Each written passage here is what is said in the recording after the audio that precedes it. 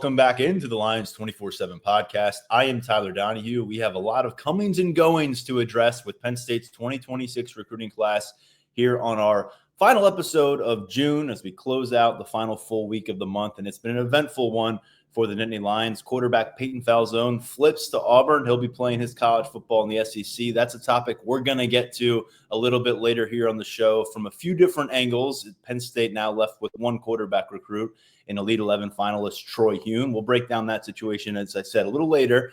But two commitments in for the Nittany Lions now with their 2026 class. One of them just popped on this Friday afternoon, an in-state top 24/7 edge rusher named Jackson Ford. A couple days ago, it was a Minnesota tight end that jumped on to the 2026 Penn State bandwagon. And to break all this down and a lot more, including some recent crystal ball picks regarding Nittany Lions targets, we bring in our resident recruiting insider, Tyler Calvaruso. Tyler, appropriate way to finish June, right? This week in terms of all this, the fireworks and some good and some frustrating perhaps for Penn State. And it's been a really interesting second half of the month of June. I know our message board has probably reflected some of those frustrations. You've done a great job communicating with a lot of those Penn State fans at Lions247.com. I'm going to ask you to do the same a bit here on the podcast once again. Because we're fresh off a commitment. We're going to get to those, and then we have a departure to speak with. But as I said, I want to begin with the latest development, and that is Jackson Ford picking Penn State. Yeah, it was a recruitment that, it was an interesting one because Ford picked up his Penn State offer last summer, and he very quickly became a priority. And Deion Barnes wanted him on the edge. There were times where it looked like Michigan might have jumped to the top. There were times where Ohio State looked like it might have jumped to the top. But I think things in the spring kind of settled down. Ford made it back to Penn State during spring ball, spent more valuable time around the staff. Things went really well there. Wisconsin was also very involved in this as well. And Wisconsin actually gave Ford a really good official visit before he made it back to Penn State during the June 6th through the 8th weekend. But once Ford made it back to town, I think that really solidified the Nittany Lions as his top choice once again. Penn State was able to fight off Ohio State and Michigan here. Michigan kind of tapered off at the end. So really it came down, I feel, Penn State, Ohio State. So this is a big-time Big Ten recruiting battle that the Nittany Lions wound up winning. It's a nice way to rebound after, some of the stuff that played out last week with top targets going elsewhere. Make no mistake about it. Jackson Ford was a high-priority target for the Penn State staff. One of the top players in Pennsylvania is staying home, and it's a big deal. It's a really good get. And it's kind of a good way for Deion Barnes to re-spearhead his edge rushing recruiting efforts, right? He had one committed in this 26 cycle in Daniel Jennings. Now he's part of the 25 class already on campus. Ford, he's a good place to start in 26 as you rebuild that class back up because some of these top edge targets are coming off the board soon. Ford might not be the only one to jump on board here. When you look at the rankings at 24/7 Sports, Jackson Ford is the number 202 overall talent, and that's inside those top 24/7 rankings. Number 22 edge rusher nationally, and he's the number 5 player in the state of Pennsylvania. I mentioned last episode when we were kind of looking ahead to this announcement that Ford was the top-ranked uncommitted prospect in Pennsylvania once Joey O'Brien went off the board recently to Notre Dame. And so I think my math is right here. I look at Pennsylvania recruits and the guys who are in the top rankings here at 24/7 Sports, and among the top 11, 5 of them are committed to Penn State. They went down a number with Peyton Falzone flipping to Auburn. It would have been 6 out of 11. But how would you evaluate what Penn State has accomplished on the in-state recruiting effort versus maybe what it would have loved to have gotten if things have gone completely correct? Because I know people are focusing in on the Joey O'Brien going to Notre Dame, same with Grayson McHugh out of the same program, LaSalle College in the Philadelphia area. But overall, now with Ford on board, that's one of the top players, again, in the state of Pennsylvania. How would you say collectively on this cycle they've gotten the job done in the state of Pennsylvania? Yeah, losing Joey O'Brien was definitely a blow. Losing Grayson McHugh was definitely a blow. But perception isn't quite reality in this situation. This is not last summer where me and you were having this conversation and the number of high-level in-state recruits, it wasn't really a high one. It's just a different deal this summer. Penn State has done really, really well in-state. Again, recent results kind of skewed things that kind of put in-state recruiting under a microscope in a way where it really shouldn't have been because, Kevin Brown's been committed for a long time. He's a top 100 prospect in the state. Matt Sieg's been committed for a long time, top 100 prospect in the state. Messiah Mickens has been committed since before his sophomore season. He's a high-level running back, top 24/7 prospect, and he's one of the top prospects in the state. And then Terry Wiggins from Coatesville. He's been on board since the spring. Another top 24/7 target that Penn State landed from right in its backyard. So the in-state recruiting conversation, it became a hectic one last week, given some of the results. It's a nice bounce back for Penn State here to land fourth, but there shouldn't really be any concerns or problems with the way in-state recruiting has played out this cycle. Because the fact of the matter is, Penn State has almost entirely cleaned up in its backyard with the guys that it has wanted. Again, O'Brien was a miss, Makia was a miss, no way around that. But other than that, it's been hit after hit right in the backyard for James Franklin and his staff. At our rankings at 24/7 Sports, O'Brien is number 1 in the state of Pennsylvania. Makia is number 14 in the state of Pennsylvania. And then in between those, you'll find a lot of Penn State commits. Matt Sieg, a safety, number 2. Kevin Brown, an offensive tackle, number 3. Messiah Mickens, a running back, number 6. Terry Wiggins, a linebacker, number 7. David Davis, a defensive back, at number 11. A little further down the list is Alexander Haskell out of St. Joe's Prep in Philadelphia. And as I mentioned, number 4 on this list, Peyton Falzone. We've got an update to get to in just a little bit on this podcast. But when you look at the defensive line class now that Deion Barnes has put together, we had talked about the focus really shifting towards the edge in these later stages of June, going into early July. Where are they now with those efforts? Is there more room in the inn? And who are the names we need to know? Yeah, definitely more room. They're definitely still looking to add there. Tyson Harley from Gonzaga down in Washington, D.C. is the one we have circled right now. He's got July 5th decision date coming up. Penn State's in the driver's seat there. It's looking really, really good for the Nittany Lions. Carter Meadows, also from Gonzaga, blue chip edge rusher from down at the D.C. program. He's still on the board as well. I'm leaning more Michigan or Ohio State battle there. I think Penn State still has a chance, but I think it's more likely that he lands in Ann Arbor or in Columbus. I think that one's heading in a little bit different of a direction. Beyond that, you've still got guys like Carter Gooden on the board. He's a top 100 edge rusher from Massachusetts. Penn State's in a good spot there. I've heard UCLA's in a good spot. Boston College is in a good spot. So that's going to be an interesting one to follow down the stretch run. But yeah, there's still definitely room for Barnes to add on the edge. There's still room for him to add on the interior as well. I think Ford is a good starting point. And if Harley does indeed jump on board on July 5th, as we're anticipating right now here, again, things could change. It's recruiting, but it does look good for Penn State with Harley. You'd have 2 really high-quality edge rushers as building blocks in this 26 class.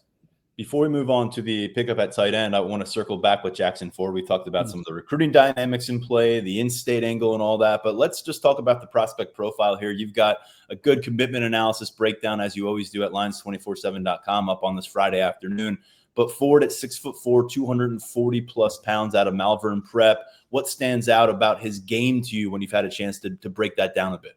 Really solid prospect. He doesn't have an elite level first step coming off the edge, but it's a really solid one. It allows him to win against offensive tackles more often than not. Really good hand usage. I've seen him in camp settings, and the hands is what really stood out to me. He knows how to shed those blocks, and he's still developing as a pass rusher. He's still developing that overall tool set, but he's got a nice little spin move that he breaks out from time to time that I've seen him win some reps with that. What you don't see in a camp setting from Ford, which might be the most impressive aspect of his game right now, is he's really good at setting the edge and run support and keeping quarterbacks in the pocket, keeping those quick, shifty QBs in the pocket so he can make a play on them. He's really good at that, really good against the run, which, we've talked about plenty of times with some of these young edge rushers. They're just so geared towards getting after the quarterback that run defense kind of falls by the wayside early in the development. And that's perfectly fine because more often than not, these guys figure it out when they get to the next level. But Jackson Ford already has that going for him. You mentioned it's 6'4", 240. I think he's got the frame to add 20 more pounds of mass. So that's good for him. I think he'll be able to play around 260 at a really high level. Just a solid get for Penn State. Again, he's not going to blow you away with his athleticism necessarily. He's an athletic kid, but he's not one of those freaks coming off the edge like we see, like a Carter Meadows type kid. And you got to remember, too, he originally was looking at playing tight end at the next level. So for a kid who originally viewed himself as a tight end, that was more of his focus early in his prep career. He's kind of further along than you might expect out of a guy who's looking at a different position in terms of development. He's come along really nicely as a DN throughout his prep career. I think moving over from Phoenixville High to Malvern Prep really helped him in his development, going up against a little bit higher level competition, getting some better coaching, if we're being honest, because Malvern Prep is a really good staff. I think he's come along nicely. I think he's going to arrive at Penn State ready to roll, coached up pretty well. And it's an intriguing developmental prospect for Deion Barnes. And I'm excited to see what Chuck Losey could do with him in the weight room as well. I think if you're a Penn State fan, you should be as well. Because, again, that frame, it could carry a lot more good weight. A good point on the positional angle of his recruitment process, because there was some uncertainty about that aspect and kind of that athlete label for some time. And I'm intrigued by his size as it stands now before he even gets to campus, because we've seen Deion Barnes bring in some wiry, thin, long athletes on the edge, and those are guys who kind of file away and say, let's see what it looks like 18, 24 months down the road. Guy like this, maybe a little bit more like a Jalen Harvey. Harvey's probably 2 inches shorter than him. He's longer presence, but Harvey came to campus already 240, 245. He was in a spot to play a bit as a freshman. I think physically he wasn't too blown away on a power conference practice field. So I think maybe Jackson Ford checks some of those boxes from a physical standpoint. I'm with you. Fundamentally, just experience-wise, I think he has some ground to make up, but he's got a senior year ahead of him, and then he's going to hit the ground running when he gets here with this staff. So there's Jackson Ford. A lot more coverage over at Lions247.com. A couple of days earlier, though, Penn State won a Big Ten recruiting battle against Minnesota for one of the Golden Gophers' key in-state priority targets, Pierce Petersohn. Yes, it turns out we were pronouncing his name incorrectly, but now that he's a commit, we're going to start pronouncing it correctly. It is not Peterson. It is spelled Pettersohn, so a different last name than we're used to seeing. It is Petersohn. So Pierce Petersohn on board. I'll say the name a bunch of probably, and we'll all get it hammered home in the next several months. But what do you make of this pickup? And remind our listeners of some of the dynamics in play. It wasn't just, what should I stay home and play for the hometown Minnesota squad, but it was also playing defense at Minnesota. So break this one down for us. Yeah, it was really two debates. You mentioned the in-state angle and the debate of, do I want to play linebacker at Minnesota versus do I want to play tight end at Penn State? And I think Petersohn, at the end of the day, decided tight end is the spot for me at the next level. He thinks that's where he can maximize his elite athletic ability, elite athletic upside, which I'll get into here in a little bit, because that's really the name of the game with this athletic upside. But he decided, look, coming off the official visit, Penn State did a really good job making him feel at home in State College. That was an important aspect of the visit that I've really hammered on, because, again, leading Minnesota, it's not an easy thing, especially since he's from rural Minnesota as well. Going into that area and prying a guy away from PJ Fleck, it's really impressive work by Ty Howell, by James Franklin, by the entire Penn State staff to get this one done. So I think he looks at what Penn State was able to sell during the official visit, then also the tight end development that he had already been aware of going into that official visit. He has seen Ty Howell's recent track record of success developing athletes really of his ilk at the position, and looked at that and said, hey, look, if I can maximize my athletic ability under a guy like Howell, getting to the next level is really in the realm. So I think Penn State pushed a lot of the right buttons with Peterson going after him as a tight end, because they just have so much to sell at that position. It's a cycle in and cycle out. We always say it. Ty Howell has a lot to sell at the tight end position. I think Peterson's honestly the ideal tight end for this 26 class. I'll get into why, but I think when it comes to fit, coming off a 3-man 25 class, Peterson's really perfect for this group. We want to get into that tight end fit in a second, and I want to hear it from you. But this guy's got a really eclectic athletic resume, doesn't he? As far as a rising high school senior. I mean, he averaged a double-double last year, but with authority. He was at 25-plus points per game on the basketball court, averaging those double-doubles. I believe he is his high school program's all-time leading scorer, with a full high school season ahead of him. And additionally, beyond that, you look at his film, you're not going to see much tight end, but you're going to see him carrying the ball, orchestrating the offense a bit as a quarterback, laying the lumber a bit as kind of a linebacker safety hybrid type, a long, physical, athletic kid. And so I look at all the things he's done on the football field so far. The best player on his team, I would imagine, often the best player on the field in a lot of these high school matchups, and he's all over the field. And then what he's done on the basketball court, which is pure dominance, and he's got a chance to be a 2,000-point scorer at the high school level. I certainly remember Tyler Warren doing a lot of fun things across the athletic spectrum in high school. I remember him being a real dominant presence on the hardwood as well. I can say the same thing about Matt Henderson, 1,000-point scorer, and he's a tight end that Penn State just brought to campus this summer. So, Tyler, when you think about, again, they had eclectic background of this young man, and without knowing exactly what it looks like when he gets in a three-point stance or goes and run routes, what stands out to you most about all of that? Yeah, when I wrote the commit analysis, I didn't even touch on, really tight end film, because there isn't any. We don't know what Pierce Petersohn is going to be as a tight end just yet. But, I mean, the elite athletic upside is, again, why Penn State really prioritized him as the top tight end target in this 26 class. There were others who came and gone throughout the cycle. Kendra Harrison, who wound up at Oregon. Max Suter, who committed to Alabama just a few days ago. I believe it might have been yesterday. But he was a top tight end target for Ty Howell for a while. After a while, though, as time went on, Petersohn really just stood out again. Track times, the coveted basketball background that every tight ends coach really loves.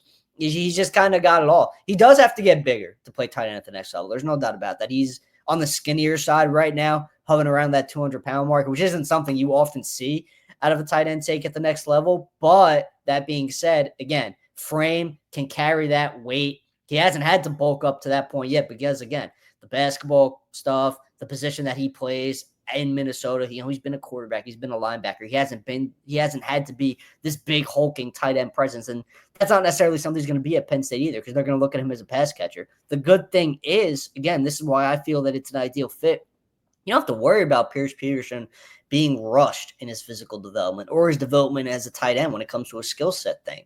He's going to have time to develop and learn in the shadows and do what he has to do in the weight room, do what he has to do developing himself as a route runner, as a pass catcher, as an inline blocker if he has to do that. He's not going to be rushed into the equation because of the state of Penn State's tight end depth chart. That's why I think he's ideal. You bring a kid like this in, sometimes you see it elsewhere where they walk into a tight end room that isn't quite as loaded and they play earlier than they should and things don't quite pan out for them. That's not going to be the position that Pierce Petersohn is in at Penn State. He's going to have ample time to get where he needs to be. And I think once he reaches that point and Ty Howell can unleash him and roll him out there as a weapon at tight end, I think you're looking at a potential high-level player. I was thinking that even before it really popped onto our radar that he was going to be that top tight end target for Ty Howell in this cycle. I found it interesting that these other programs weren't going after him as a tight end as well, because I think the upside of the position, again, although he's never played it and you can't go watch tape and say, hey, look, this is what he's going to be as a tight end, I think it's pretty tough to miss. Yeah. And if there's any position across the football world, whether it's at the college level or even to the NFL, that you can say there's cited examples of guys transitioning from another sport or another position and finding success there, it's tight end, right? I mean, This is the spot where you can really find a role for a guy who maybe hasn't done it. And then a few years later, he's performing at a very high level. It'll be fun to follow. And I think you're right. It's a two-way street, though. As a staff, you can say, we don't have to rush this kid on the field. But as a recruit, you've got to understand, I need to temper my expectations for what I'm going to accomplish on game days in a college uniform for my first couple of years on a campus. Andrew Olish, how many rosters across America right now would he be heading toward preseason camp and being shoved onto the field and saying, we know you don't have it all figured out, but you got to drink out the fire hose. You got to block. You got to run routes. You got to play 30 snaps a game for us. I'm not sure he'll play 4 games this regular season for Penn State here because of the tight end situation. So valid points on both of those. And we're coming off of a cycle in 2025 where Penn State brings on 3 tight ends from a freshman class. They flip Brian Kordovich late in the cycle from Purdue. They add Matt Henderson this summer, and then they had Andrew Olish on campus during the winter with Kordovich, and he's a guy who flipped late from Michigan in the conversation to be the top tight end recruit in America. And that follows a 2024 class in which you did sign the top tight end recruit in America in Luke Reynolds. So with that said, there doesn't seem to be a natural need for a multiplayer tight end class, but you've got a pretty unknown commodity here. Are they comfortable with just moving forward with Petersohn, or do you anticipate Ty Howell and the Penn State staff to keep tabs on others? I think they were comfortable moving forward with this one. I think they were comfortable moving forward with 0 in the class if push came to shove. Obviously, they wanted to add at the position, no doubt about it. But what do we always say? They're not going to force the issue. If Petersohn decided that he wanted to go to Minnesota, Braden Fogel would have become more of the priority and attention. But I think he was going elsewhere regardless. I think he's destined for the SEC. That would have left the tight end board a little bit barren because Luke Sorensen was another name that we had mentioned plenty on the podcast. He wound up in Nebraska, didn't even make it to Penn State for his official visit. I think Nebraska's getting a really good player there. That's neither here nor there. I think, obviously, you keep an eye on late risers throughout the fall, and there's always the kind of kid who pops up who's a high school quarterback, and we're talking about him. Oh, look, Penn State could do this for him at tight end. Just give him the athletic gifts. So if that had popped up later in the cycle, it wouldn't surprise me, but I don't think that's going to be a conversation that we're having now. Penn State's pretty content with where they're at tight end. Stacking numbers at other positions is more the priority.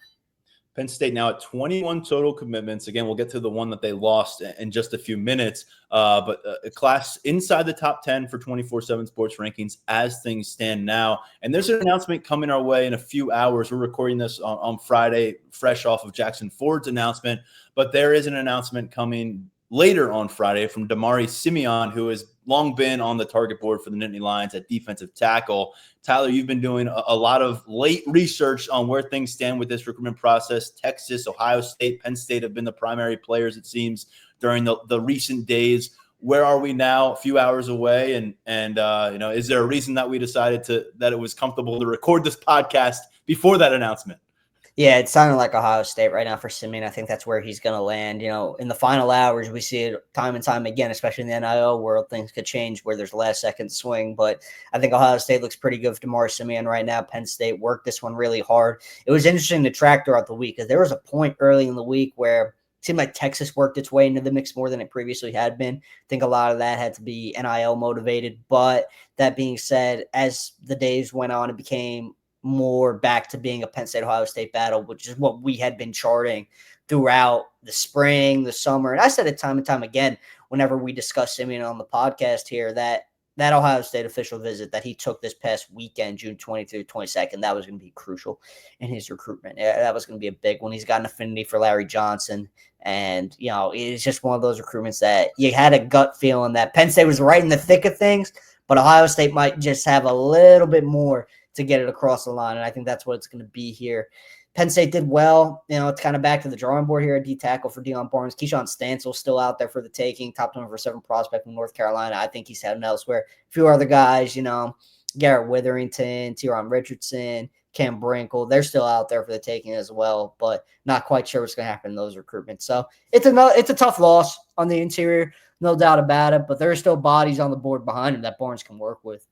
And if we're wrong about Simeon and then this read is off and he ultimately picks Penn State, we'll head over to Lions247.com for the latest coverage of that commitment pickup, because it would be a surprise at this stage. We've seen surprises take place, but as Tyler says, as things stand now, the forecast points toward Columbus and him ultimately heading to Happy Valley in a Buckeyes uniform down the road.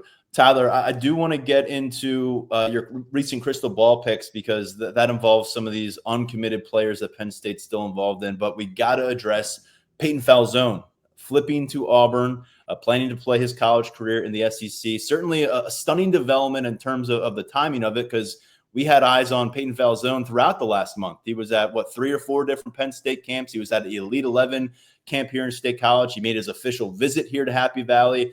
We've got a photo gallery up from just this past Sunday in the Whiteout camp where Falzone's, standing shoulder to shoulder with the future Penn State teammates that we thought. So, Tyler, before we get into Falzone and kind of the journey, maybe roller coaster he's been on a bit as a QB recruit, let's just get your initial reaction to Falzone leaving Penn State's recruiting class fresh off of all these visits to campus. It was a surprise. I mean, when you see a kid pop up that much throughout camp season, put in all that work, especially a kid who worked really hard to earn the opportunity to play quarterback at Penn State, earn the offer to play quarterback at Penn State, it was a surprise. It wasn't something we saw coming down the pipeline. It wasn't one of those situations where we could sit here with a smirk on the podcast and say, hey, look, we knew this was coming, but we couldn't say anything until now. It was not one of those deals. This one definitely caught us off guard. It caught a lot of people in State College off guard. But, Penn State has a really good quarterback commit in his 26 class in Troy Huhn, who's coming off really strong Elite 11 finals appearance.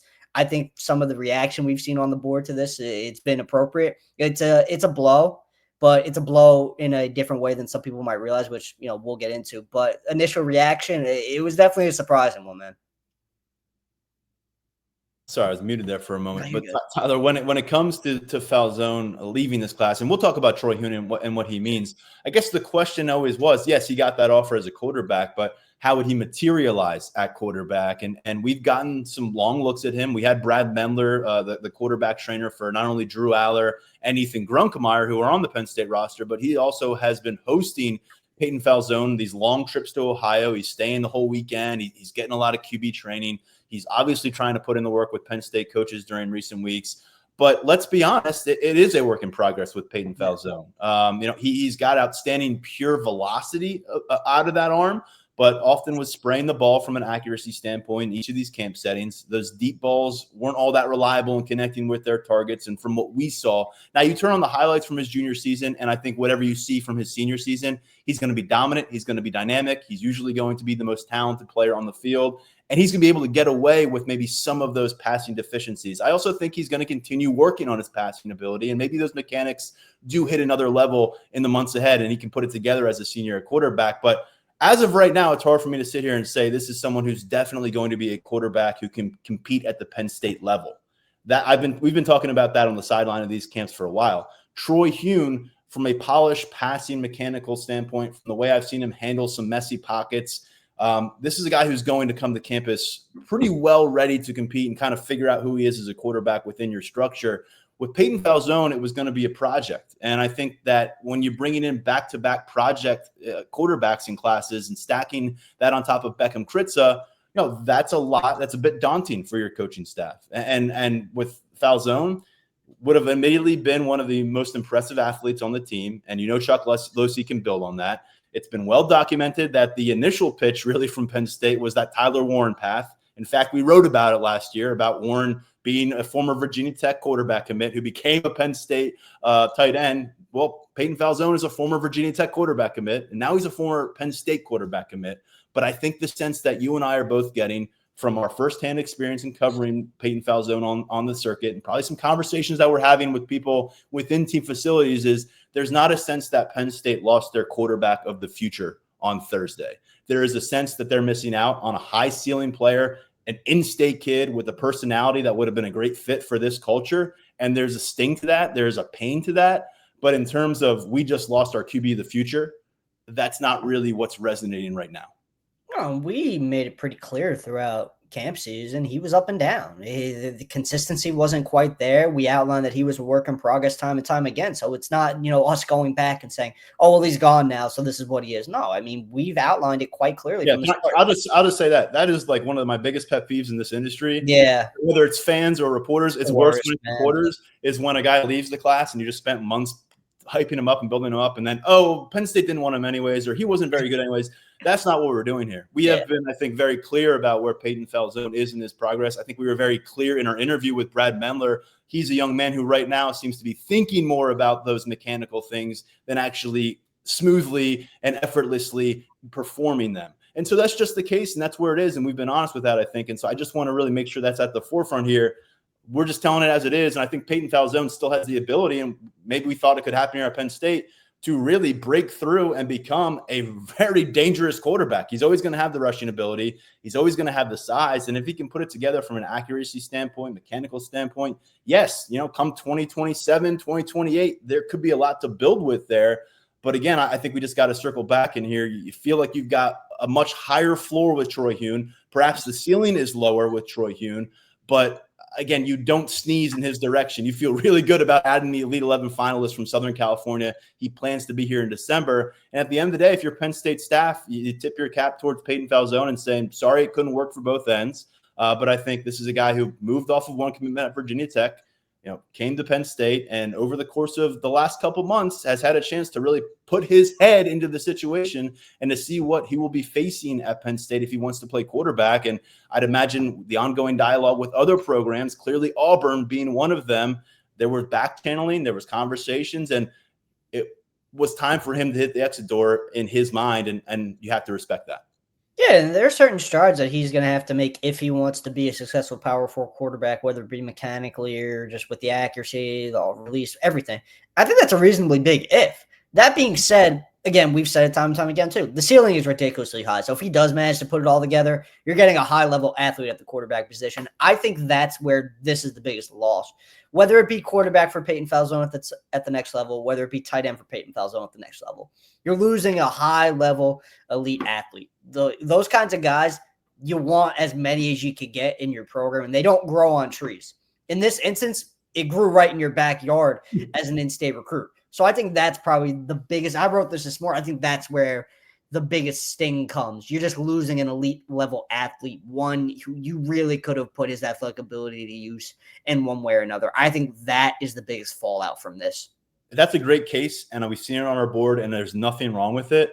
My pushback would be, though, if Peyton Falzone sees himself as a quarterback till his that's the other side, till the final day he puts on cleats, maybe in the back of his mind he's saying, "Let me give it a year or two on a college campus, and then if it doesn't work, tight end's a hell of a fallback plan." But if he's someone who, in his mind, I need to be taking the snap as the quarterback for the rest of my days playing this game, and that's okay. Some people have that mindset. They're quarterbacks. They want to be quarterbacks. They don't want to hear otherwise. And he's going to college. He's going to be paid well to play the quarterback position at Auburn, or at least practice the quarterback position.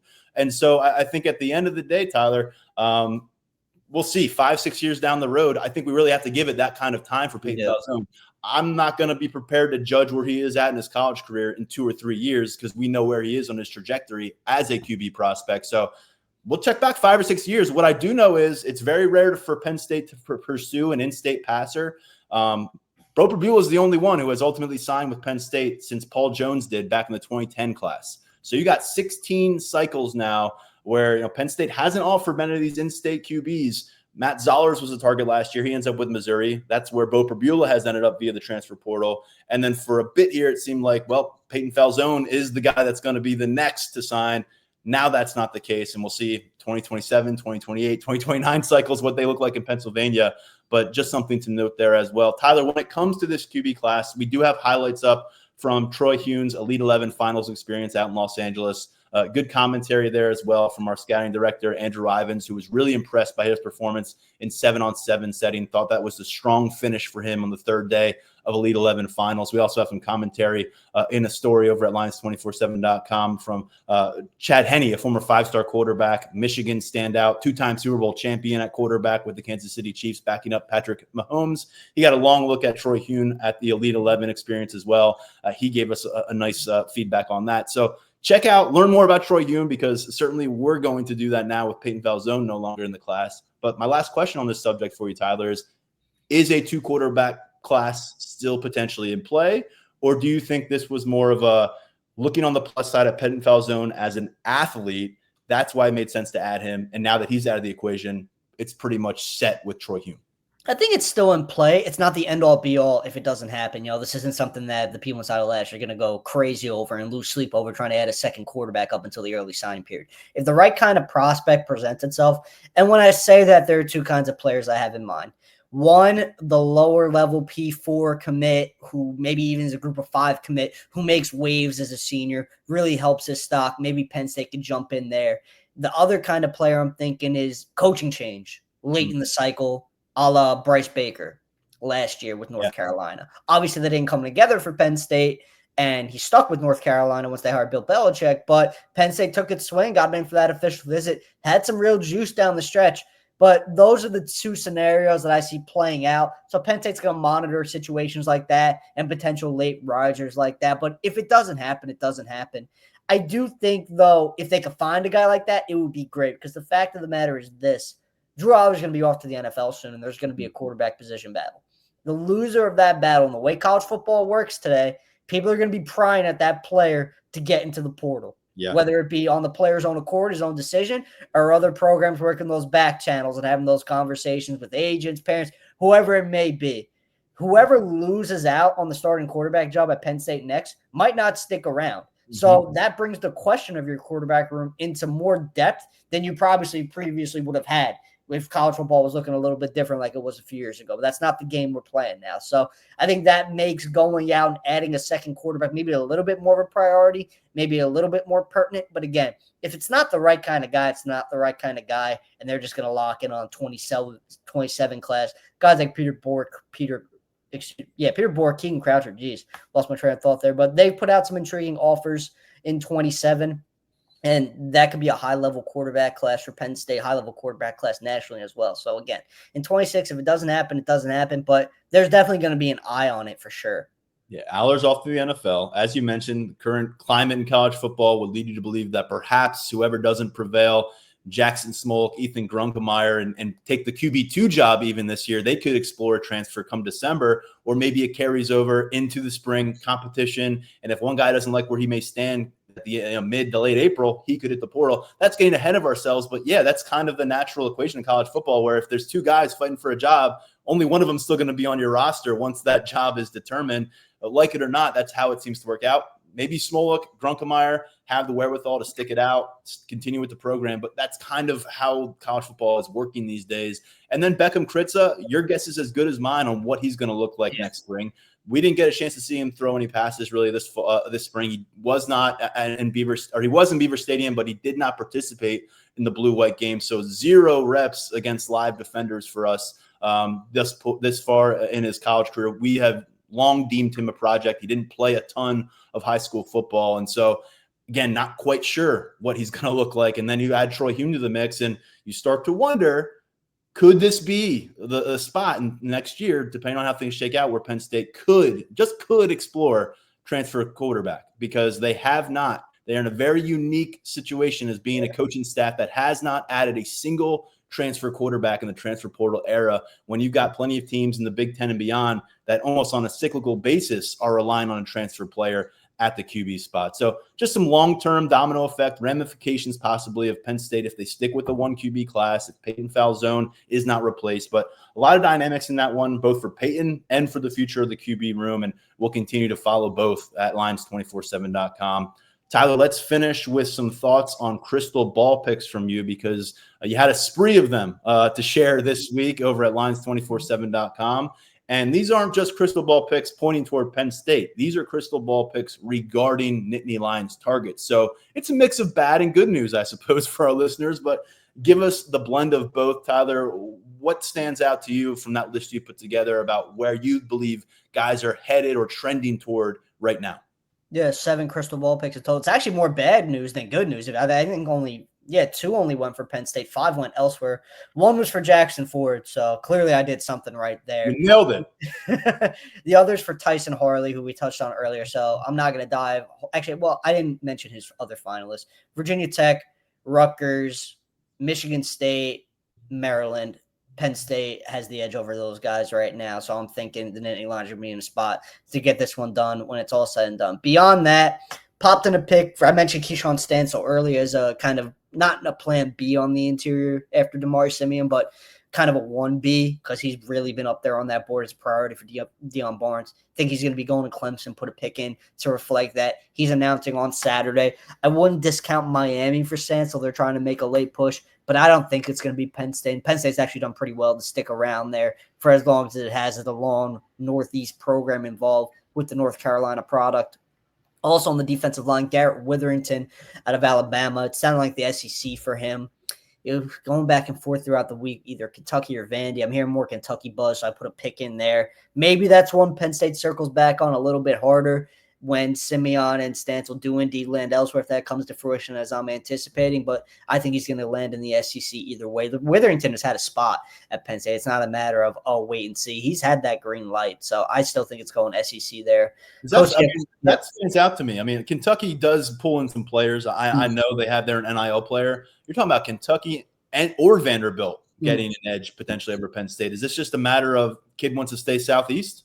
Yeah, that plus if he goes to Vandy, he'll be academic. She's a big academic kid as well. So that's kind of the focal point of it. I think he'd prefer to play in the SEC. I think Kentucky really kind of pushed itself ahead. They got him in for a midweek official visit just before he made it to Vandy, and they did really, really well with him while he was on campus. So I think SEC there. I think SEC for Kosiak Pala, the linebacker target out of Texas. I think he's going to be sticking with the Longhorns. Penn State kind of looked like a little bit of a wild card there for Pala for a while, but it was always going to be an upset if he didn't land at Texas. He's set to announce July 3rd, coming down to Penn State, Texas, Baylor, Miami. Like the Horns to get that one done.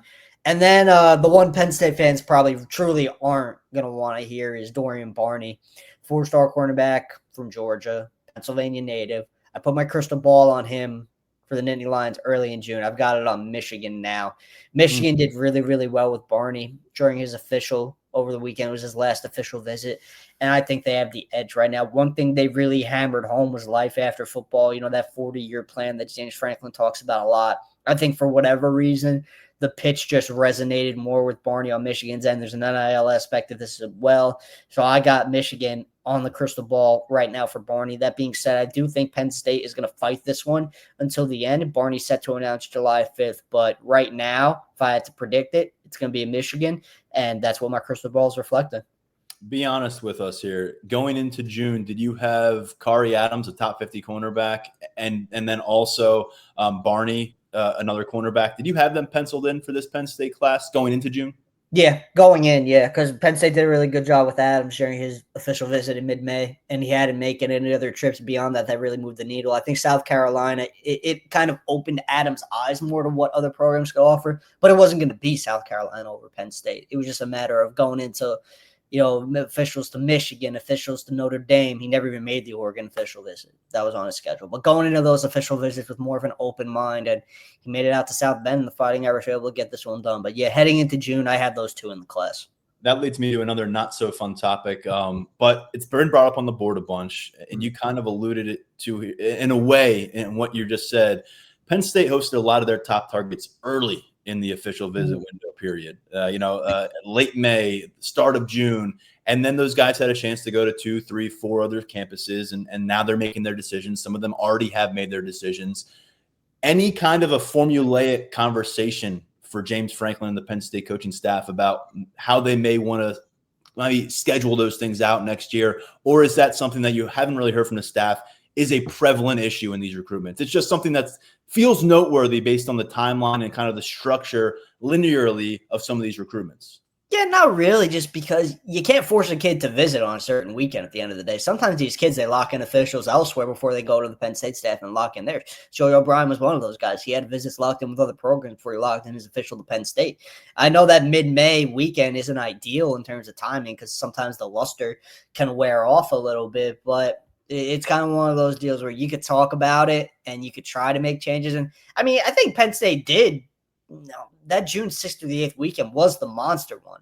They weren't, looking to bring all these top guys in mid-May. It kind of just played out that way because, again, these guys scheduled trips elsewhere and they had dates locked in. And despite prying, they didn't want to change those dates. They wanted to honor those dates and make those visits then. So it's yes and no, because you could talk about it till you're blue in the face, but the kid's going to visit when the kid wants to visit. You can do as much pushing and prying and try and change those plans and change the idea as much as you like, but kid's going to do what the kid's going to do. Good stuff, Tyler. Appreciate all the perspective. We should finish on a positive note here, though, I think. In terms of crystal balls, this is one you logged a while back, though, but you're still feeling good. July 5th, Marlon Bright, offensive tackle out of New Jersey. Still feeling good about that crystal ball? Yeah, nothing's changed there. I'd be very, very surprised if he landed anywhere but Penn State. So if you want to end on a positive like you just did, there you go. You're welcome, everyone. All right, well, that's going to do it for this episode. Tyler, really appreciate the coverage throughout this month of June. I mentioned it a bunch of times. You do a fantastic job. You were a home run hire for us 3 years ago. You continue to validate that on a daily basis. So thank you so much. Appreciate you getting on the podcast with me to break it down for our audience. And we'll have a lot more to discuss next week, no doubt about it. But hope you have a good weekend ahead. And again, if we have anything else pop on the recruiting trail, I know you'll be all over it at Lions247.com. Yep. Thanks, man. It's been a bizarre month, but it's been a fun one at that. So appreciate it. That's going to do it for this episode of the Lions247 podcast. We do have a 50% off VIP deal still going on at Lions247.com. Want to get in, learn more about where things stand with this recruiting class. A lot of momentum starting to be built with the 2027 cycle now as well. And we're just about a month away from getting back onto the Penn State practice fields, not for camp action, not for prospects, but seeing the Drew Allers, Nick Singletons, and Denai Dennis Suttons of the world compete. And so we're sneaking up on that, and you don't want to miss our updates and everything else we provide from those practice sessions over at Lions247.com for our VIP subscribers. For now, stepping aside, I am Tyler Donahue on behalf of Tyler Calvaruso. This has been the Lions 24/7 podcast.